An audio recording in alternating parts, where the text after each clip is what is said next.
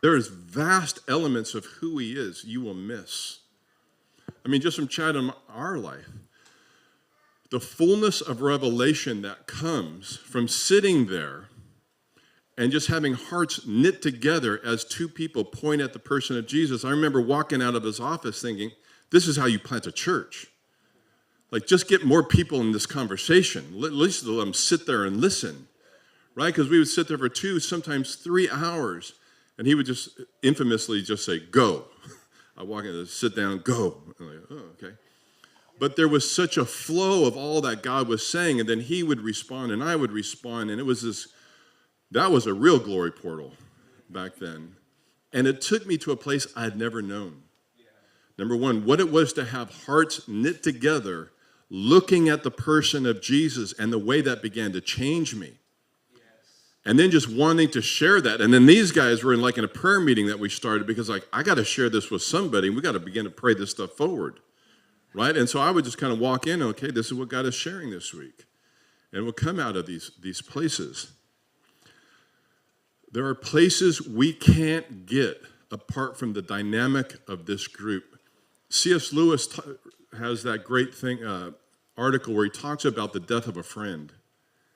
And he talks about when his friend died, not only did his friend die, but he lost something in the death of the friend that he was surprised by, which was that friend gave him an angle on his other friends so that he knew them in a very specific kind of way through that friend and through that friend's insight, right?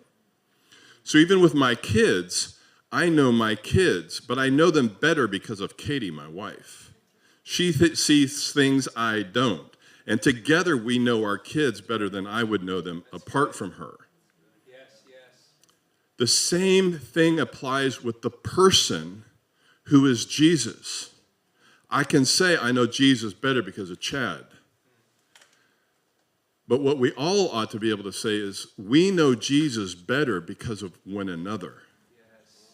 Because our hearts are being knit together in love so that God, in that environment, this is how he's chosen to do that, can reveal in that spirit of wisdom and revelation that awakening to the person of his Son that begins to release in us all that we actually want to do in terms of his kingdom. So there's a flow here. We need hearts to be encouraged, having been knit together.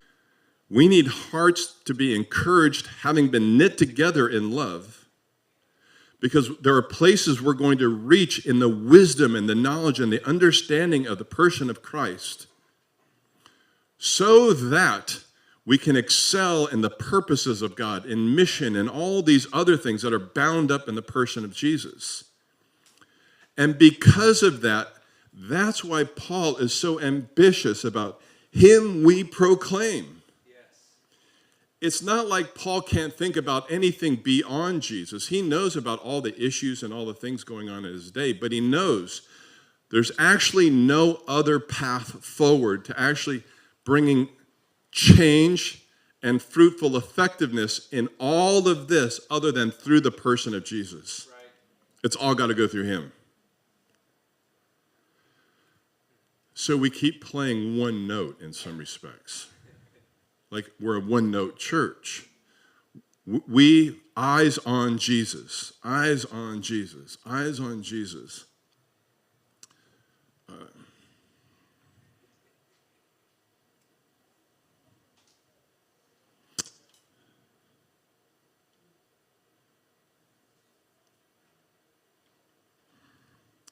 Yeah, but kind of thinking through where I want to go with this. I'm one of those things where I have all the points, and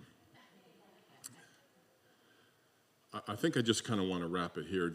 I wanted to give Chad, I told him I wanted to give him a chance to chime in on this. In many respects, this journey in my life, God used, our story began, I think it's 12 or 13 years ago now. Me going to a men's retreat, Chad spoke, me going home to Long Beach, me driving 3 hours, spending 3 hours with Chad, driving 3 hours home. Because I met a man who I felt like this guy had his finger on Jesus. we were from different sides of the track. We were two things that were not supposed to hang out together. I mean, really, it's like theologically, we were just on polar ends of a lot of different things. But number one, it's been interesting as we've focused on him, how like-minded, number one, we become. We actually would say that we're like of the same tribe. As we've focused on him, how it's pulled us together. So bringing this message to this church is so crucial, so relevant.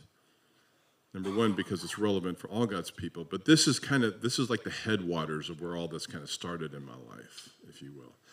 And like I said, this is the thing that God is doing right now with me as we are back at home thinking through now with me as we are back at